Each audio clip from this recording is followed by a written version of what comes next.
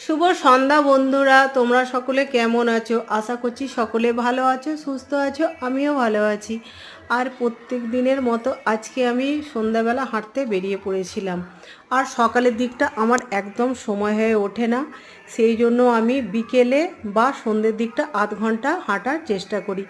আমরা যতই সংসারে কাজ করি না কেন, কিন্তু এই হাঁটা আর সংসারের কাজের মধ্যে অনেকটাই তফাৎ। তাই আমি বিকেলবেলা বা সন্ধ্যের দিকটা আধ ঘন্টা হাঁটার চেষ্টা করি।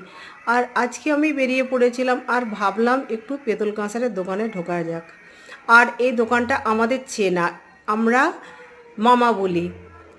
আর মামার দোকানে গিয়েছিলাম আর দুটো সাঞ্চা আমি পছন্দ করে এলাম। মানে জন্মাষ্টমীর সময় গোপালের খাবার করার জন্য আমার সাঞ্চা ছিল না, পেতলের খুন্তি ছিল, সেটা দিয়ে আমি লুচি তুলতাম।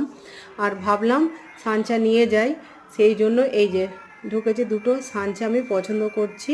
আর আমি তো হাঁটতে গিয়েছিলাম, কোনো টাকা পয়সা আমি কিছুই নিয়ে যাইনি, সেই জন্য মামা বলল এখন তোকে কিছু দিতে হবে না, তুই নিয়ে চলে যা, পরে এসে টাকা দিয়ে যাবি।